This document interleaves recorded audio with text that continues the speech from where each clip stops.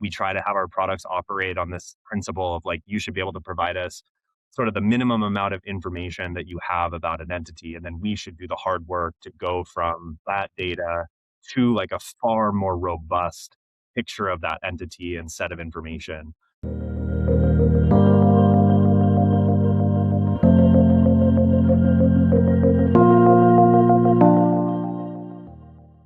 Welcome to another episode of The Current, a bi-monthly podcast exploring the intersection of people, finance, and data. I'm Ansel Parikh, co-founder of Finch, the connectivity platform for the employment ecosystem.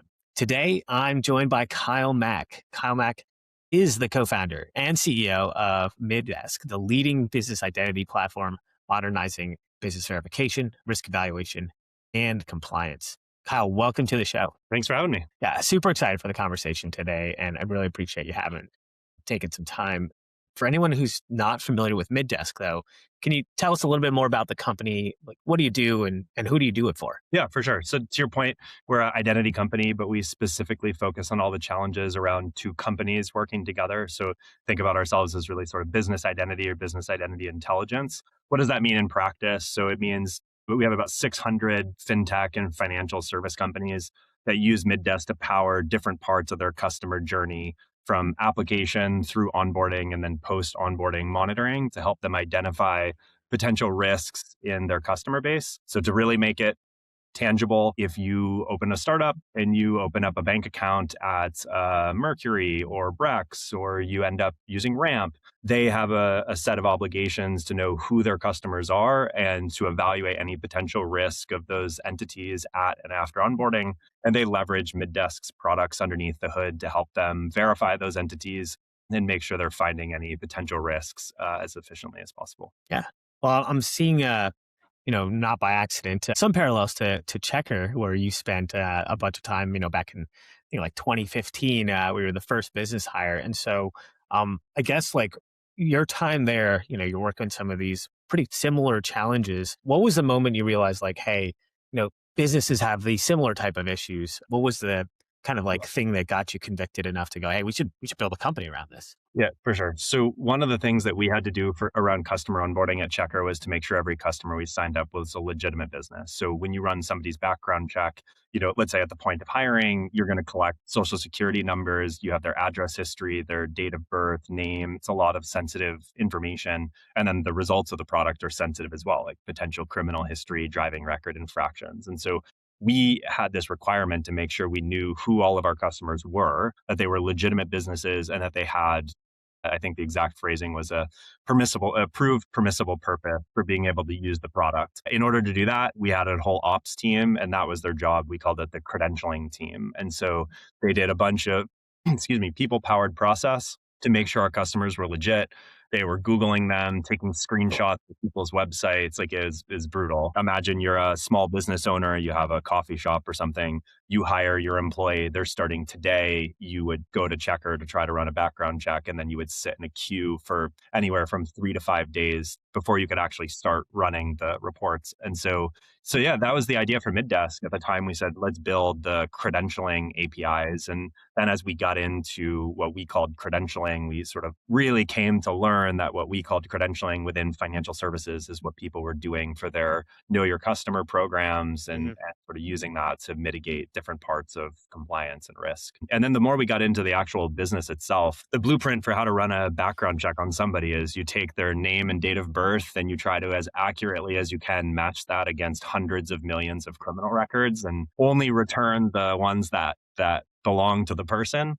And we found that business data had a very similar problem. It was like super fragmented government data. There was no central registry for it. It was a lot of underlying data work, entity resolution work, and we could do it as kind of like developer first product to be able to solve the problem. Yeah, no, I love the developer first focus. I think like, there's a lot of different ways. Like you said, you could throw people at it. You could, do a lot of manual processes. You could call up these government entities, apparently. I've seen people do that. Yeah. And so I guess like when you looked at kind of the problem space? Like, why was like API kind of the main focus as a Yeah. starting point to kind of build the infrastructure? Yeah. So our customers want to use the products at the point of onboarding, which means they're trying to do usually real time decisioning. So Hmm. responses need to be done in sub 3 seconds typically. And so everything that we do, we're trying to do in as near real time as possible.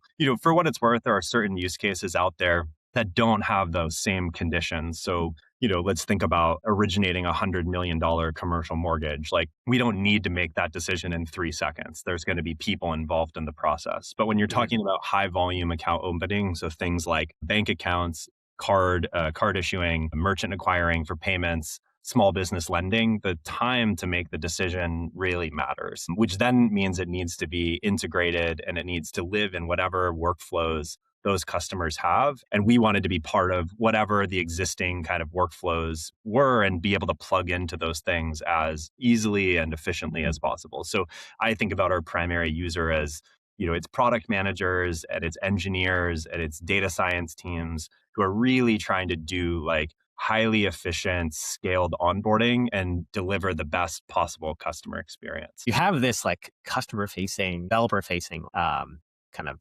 interface that's just really clean. But I imagine on the back end, right?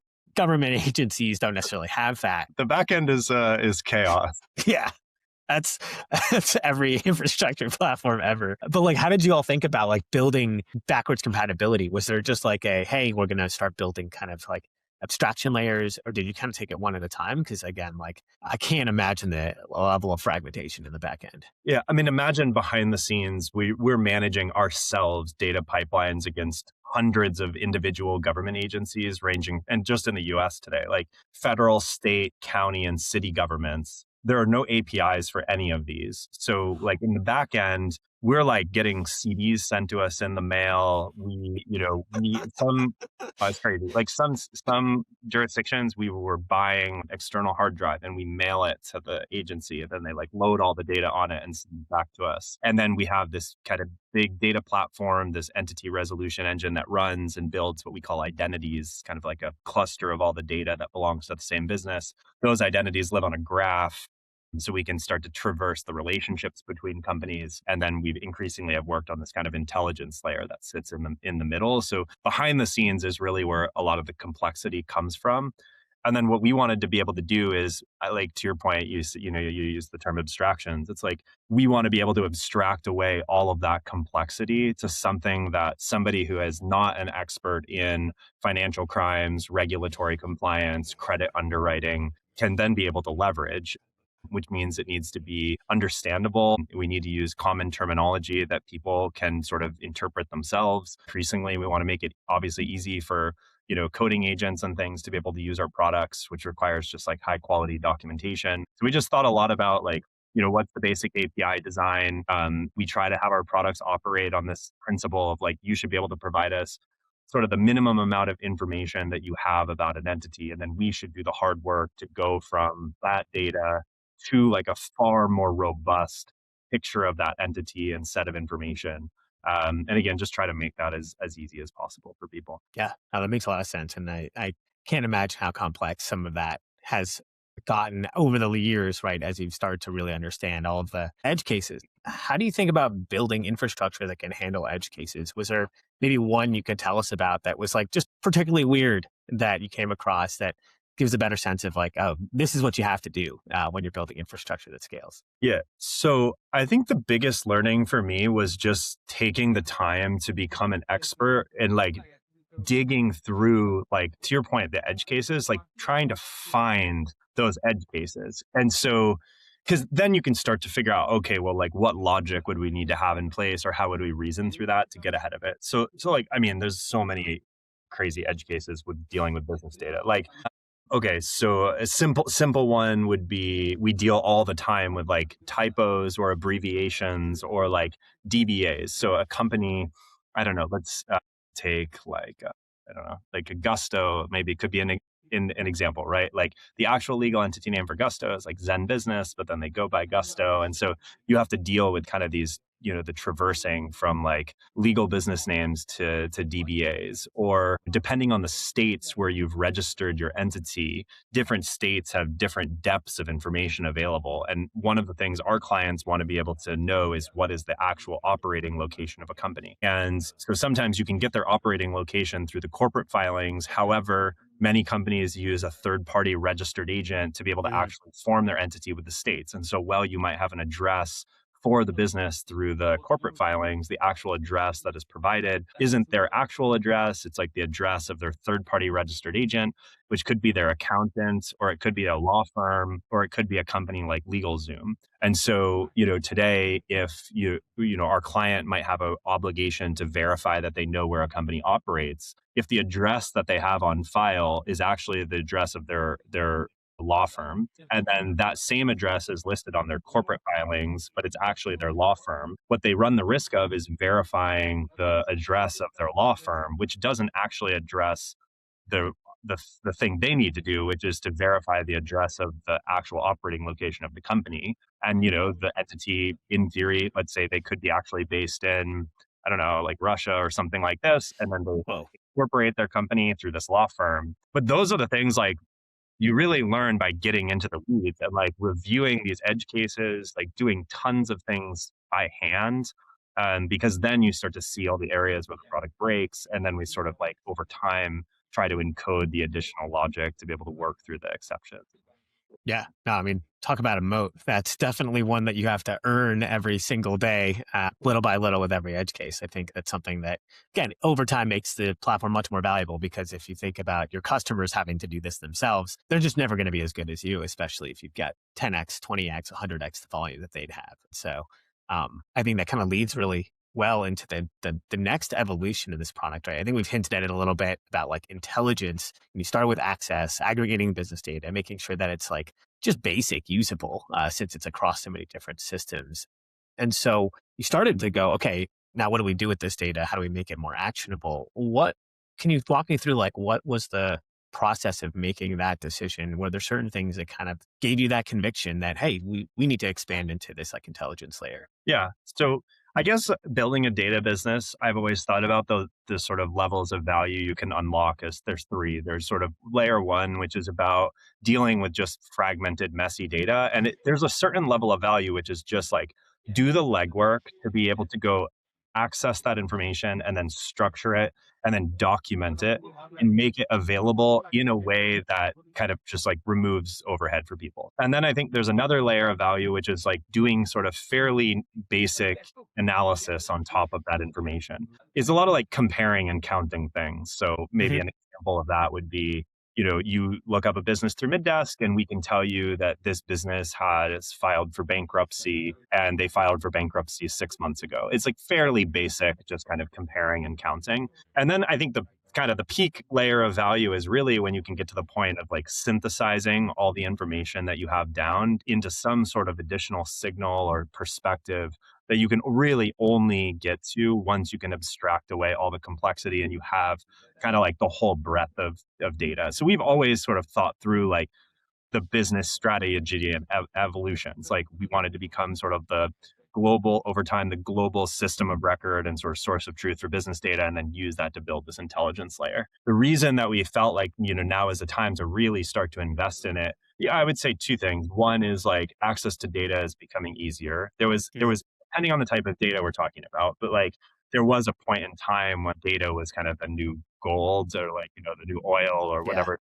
And I think now with like LLMs and different agentic products, like there's definitely a question for like what type of data is really defensible in the long term. So Hmm. on one hand, like when you think about value creation, like if you take a long-term view and you think that, hey, like access to data is just going to become easier and cheaper and faster, then like you really like are forced to start to think of what the next layer of value creation is going to be. So I'd say like some of it is just thinking about where the market's going, but then also just like the tooling that's becoming available. So when I talk about doing, synthesis of all the underlying data, I mean, now like being able to have agents and sort of these tools that can reason, it actually allows you to like generate this intelligence in just like a way more interesting and efficient way. And that's allowed us to just accelerate the roadmap. So we can now have, focus on prompt engineering and give it all the context to be able to reason through a layer of intelligence that really is about like, not does this business have a bankruptcy, but like, is this business risky in the context of the type of account that they're trying to open with us, given, what the business does, how long they've been in business, what we can see about them from their government filings, their online web presence. And so that's allowed us to like really push the edge of the type of intelligence that we can create and do it in a just like an efficient and really interesting way. Yeah. How does that change like your end user? Does that mean there's other groups, teams at your customers, like organizations that are now more involved now that you're kind of moving up maybe beyond a developer and giving maybe value, business value to other parts of the organization? Yeah, that's a good question. I mean, to my earlier point, historically, we really thought about like kind of the product managers and data science folks. And part of the reason for that is because our products historically have been fairly deterministic. And so Hmm. you can build business rules off of it and automation off of it. It is true that moving into this world of more kind of like reasoning based intelligence, we start to move towards something that is like less deterministic. And so we have started working more with like, how can we, help to support the workflows of, especially it's like the operational teams. Hmm. So, when somebody uses our products today and they can do kind of real-time decisioning off of the back of the product, that's great. But there is still many risk factors that people need to investigate. And so that's where now we start to incorporate like more workflows within the product for operational users, kind of lightweight case management, the ability to move through actual kind of like case reviews, annotation, and decisioning in a more efficient way. Yeah. What's been like the feedback from customers as you start to go, hey, we're helping you make decisions faster? Yeah. Are there, I feel like there's probably a range of early adopters to people that are like, I'm terrified of anything that even says or sounds like AI. Curious, like how you've kind of navigated that. I think every industry for the end customer is on its own adoption curve. And Hmm. it's not even just about like the company, but it's also about the use case within that business. And in the context of financial services, helping to make decisions around regulatory compliance, fraud, and underwriting, I would say we're still very early on the adoption curve. I do not think we are at the point today where people are actually leveraging or relying on agents to do full straight through decisioning. Maybe for certain types of level one case Hmm. reviews for a sanction, some sort of sanctions hit where the odds of a false positive are very high, being able to move through that. But to really make like an informed decision, that's not where we're at. There's a lot of excitement because most people's managers manager is asking them to have a perspective on what their strategy is going to be. But I think right now for our industry, we're still at the stage of a lot of exploration. We're trying to spend a lot of time hands on, getting feedback from people, being able to really like work through their workflows with them and help, in Hmm. some cases, help them document their workflows and then be able to translate that into the way our agents help them reason across their work. But there is still a human in the loop in terms of making final decisions. So I think today the value prop is largely about accelerating the work of the operational teams, but not actually automating the work fully. But there's still a huge amount of value to be created in just doing that. Yeah. And sometimes I feel like, especially with like compliance and highly regulated industries, human in the loop is more of it's not a bug, it's a feature, right? Because you do Right. need some accountability. I think sometimes it's hard when, if you just have an agent doing things and if the people running them don't have the ability to like audit or understand them, creates this like really potential dangerous outcome, Yeah. at least in this medium term when everything's still being developed and getting more sophisticated. People need to trust people need to trust the result, right? And like to be able to trust it, I think that means you need to have a sense of confidence that it's reliable, like the thing's going to do what it says it's going to do. I Hmm. think to really understand sort of like the kind of competency of the company you're working with. Like, do they like really understand the domain well enough to be able to encode my logic and do it correctly with the right tools, with the right sort of safeguards? But that stuff takes time. And so people need to see it and they need to kind of like understand the way these things are working. Yeah. Yeah. Well, it sounds like we're still early days in terms of kind of really getting the AI adoption in certain parts of the industry to really take over like full workflows. And so I think maybe zooming out, I think we're seeing a broader pattern more generally across the infrastructure space where you kind of start with that access point and then started to drive intelligence. I think Plaid is a great example of this, where started with Yeah. bank data and now they're doing fraud analysis, which makes a ton of sense. And so I think it's something that we like to follow as well in your and Plaid's footsteps for employment data. Where do you think this pattern is headed? I know that you've done some kind of like separate deep dives on different types of data out there. What does intelligence look like in, say, 5 years Yeah. from now? I think just in the future, generally, my view is like intelligence just becomes like hyper contextual, and it's like contextual to the business itself. So, like, are you a traditional bank? Are you a fintech company? Are you a payroll business? Like, the risk that that entity in our world, like, I think a lot about risk. So, it's like the risk of that business model is different based on the types of products you deliver. So it's like Mhm. contextual to business. It's contextual to like the use case. So thinking about a big bank like, JP Morgan. So JPM, they have, you can open up bank accounts, you can do merchant acquiring, Mhm. they have an embedded payroll product. And like the risk associated with each of those types of accounts is different because of the way that money moves or the risk of that one account. And then it's like contextual to who the end customer is. So like evaluating Middesk, the risk of Middesk versus the risk of Google versus the risk of like the coffee shop down the street. Like all of those are completely different. So I think like intelligence just becomes hyper contextual, and the tools are only making it easier. We're really trying to find ways now to use like the data platform that we have and sort of show the power of that data platform. Just as like as an interesting example of kind of some analysis and intelligence we were able to create that like we would not have been able to, or it would have taken way longer a year ago.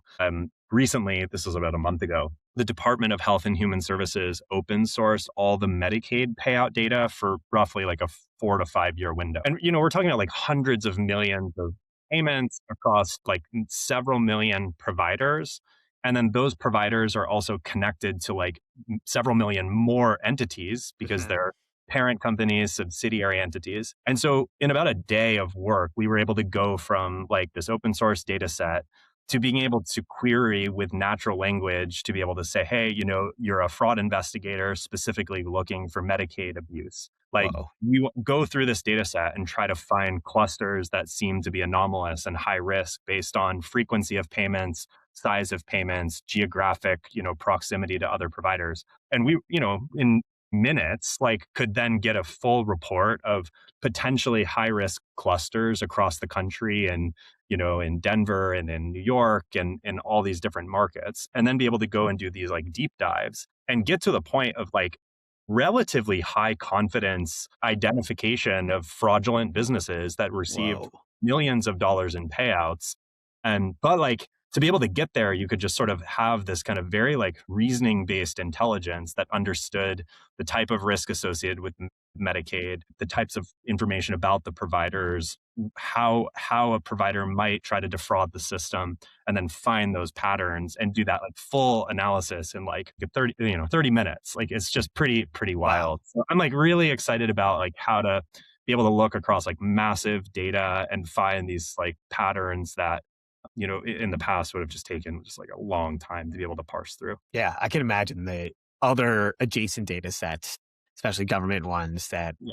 are pretty messy when you get them. But if you can then resolve the entities and like unify them with this like core identity platform, you could probably see some somewhat unsettling outcomes, but also some pretty like interesting insights. Just like in this one example, like imagine the federal government maintains this list of excluded providers that are Mhm. not, they're barred from receiving any federal funding. In isolation, if you look at each individual entity, you wouldn't see the patterns. But if you look at the connections between businesses, like what we Uh, found was there was hundreds of millions of dollars going to companies that they were not the blacklisted entity, mhm. but they were formed by the same person who owned the blacklisted entity. They were operating from the same address as the blacklisted entity. And in some cases, the entity was formed on the same day as the blacklisted entity. And that non-blacklisted entity had received like millions of like Oh tens my of millions God. of dollars in Medicaid payouts. Is it to say that it's like guaranteed fraud? No, but it's like definitely risky. Yeah. And being able to pull those patterns out, and be able to give the tools to our clients to be able to do that is like it's really powerful. Yeah. No, I'm excited for more things that you all do on that front. I think there's just so much that you can help unlock that is, I think, again, all centered around like, do you understand like who this business is and who's formed it? And I Yeah. think it's pretty wild that that took you a day. I can't imagine what you all can do with it a week, a year, with some more complex ones. So I have like one final question. Given everything we talked about today, right? Evolution of intelligence, all these data sets, things like that. How do you think these shifts will change what your job looks like in the next 5 years? Yeah. Man, 5 years, the world's changing so quickly right now. That's like hard to say. I mean, I think increasingly, like if I look at the way we're running the company, like the ability to like organize data and insights about what's happening in the business, I hope my job becomes more about really clearly setting the direction and a lot less about like pull extracting information. Hmm.